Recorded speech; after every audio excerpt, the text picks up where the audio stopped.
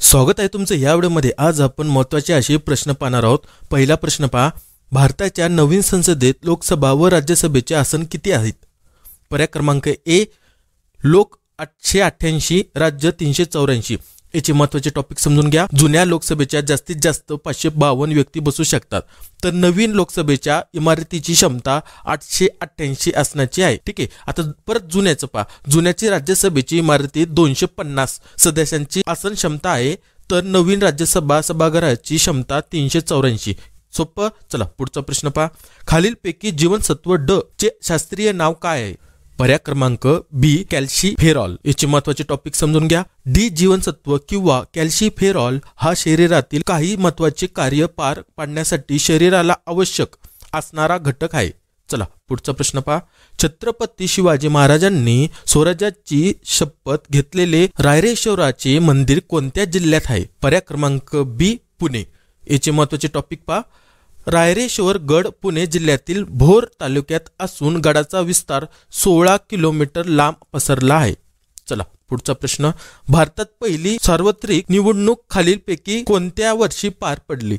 पर्याय क्रमांक डी 1952। याचे महत्त्वाचे मुद्दे, भारताच्या पहिल्या सार्वत्रिक निवडणुका 25 ऑक्टोबर 1951 रोजी सुरू झाल्या आणि 21 फेब्रुवारी 1952 पर्यंत चालल्या। म्हणजे सुरू कधी झाल्या 151 आणि संपल्या कधी 21 फेब्रुवारी 1952 पर्यंत चालल्या। समजलं तुम्हाला? हे दोन्ही मुद्द्यावर प्रश्न पडतो। भारताचे पहिले निवडणूक आयुक्त सुकुमार सेन होते। पुढचा प्रश्न पहा, जागतिक एथलेटिक चॅम्पियनशिप 2023 मध्ये नीरज चोप्राने किती मीटर भाला फेकून सुवर्ण पदक पटकावले? पर्याय क्रमांक सी 88.17।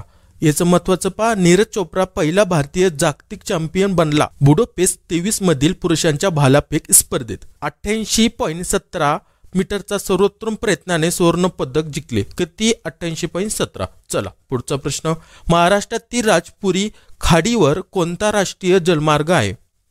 पर्याय क्रमांक सी NW83। याचं राष्ट्रीय जलमार्ग 83 हा राजपुरी खाडीवर आहे। इंडियन स्ट्रीट प्रीमियर लीग खालीलपैकी कशाशी संबंधित आहे? हा प्रश्न मी रिपीट घेतला। हा प्रश्न रिपीट घेण्याचं कारण हा इम्पॉर्टंट आहे। हा TCS पॅटर्न ज्या एक्झाम चालू आहे त्याच्यावरती हा विचारला आहे। परत कशासाठी संबंधित आहे? पर्याय क्रमांक सी क्रिकेट।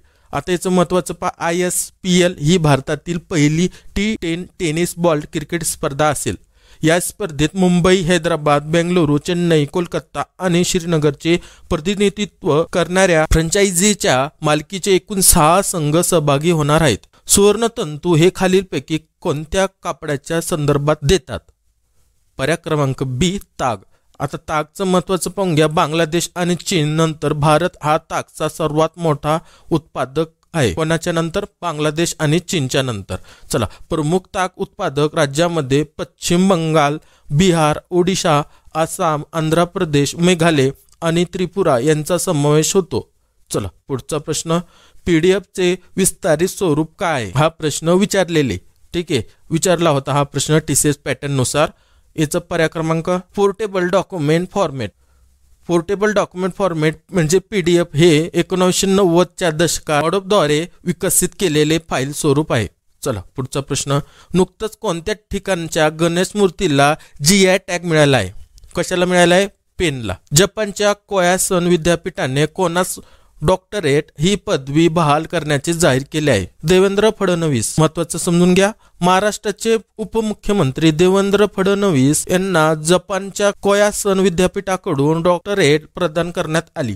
विद्यापीठाच्या 120 वर्षाच्या इतिहासात देशाबाहेरील व्यक्तींना पहिल्यांदाच, का म्हटलं इथं पहिल्यांदाच प्रश्नाचा मुद्दा समजून घ्या, पहिल्यांदाच डॉक्टरेटने सन्मानित करण्यात आले असून अशी पदवी मिळवणारे उपमुख्यमंत्री फडणवीस पहिले भारतीय ठरले आहेत। सगळ्यात महत्त्वाचा मुद्दा, पहिले भारतीय ठरले आहेत। चला पुढचा प्रश्न पहा, विद्युत जनित्र खालीलपैकी कोणते कार्य करते? पर्याय क्रमांक बी यांत्रिक ऊर्जेचे रूपांतर विद्युत ऊर्जेमध्ये।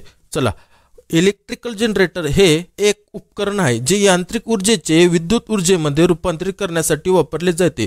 मायकेल फॅराडेचे इलेक्ट्रोमॅग्नेटिक इंडक्शनच्या तत्वाचा वापर करते। चला पुढचा प्रश्न, कोणत्या लेण्या महाराष्ट्रातील संजय गांधी अभयारण्य परिसरामध्ये स्थित आहे? पर्याय क्रमांक डी कान्हेरी। आता कान्हेरीचं महत्वाचं पाहून घ्या. कान्हेरी लेणी ही महाराष्ट्रात उत्तर मुंबईच्या बोरिवली जवळ साष्टी बेटाच्या अरण्यात असलेली लेणी आहेत. ही लेणी इसवी सन पूर्वी पहिले शतक ते इसवी सन पहिले शतक या दरम्यान निर्माण केलेली आहे. कान्हेरी लेणी बोरिवली उद्यानाच्या मधोमध आहे. नुकतंच लेफ्टनंट व्हाईस ॲडमिरल टिंबटिंब यांना मरणोत्तर वीर चक्र पुरस्कार मिळाला. Benoy Roy Chaudhary. Lieutenant vice admiral Benoy Roy Chaudhary यांना मरणोत्तर वीरचक्र प्रदान करण्यात आले. 18 डिसेंबर 2023 रोजी मूळ वीरचक्र स्वर्गीय व्हाईस ॲडमिरल बेनॉय रॉय चौधरी यांना त्यांच्या युद्धकाळातील शौर्य आणि सेवेबद्दल एका समारंभात मरणोत्तर सन्मानित करण्यात आले. पुढचा प्रश्न पहा. बरेल अभयारण्य भारतामधील कोणत्या राज्यात स्थित आहे? पर्याय क्रमांक बी आसाम.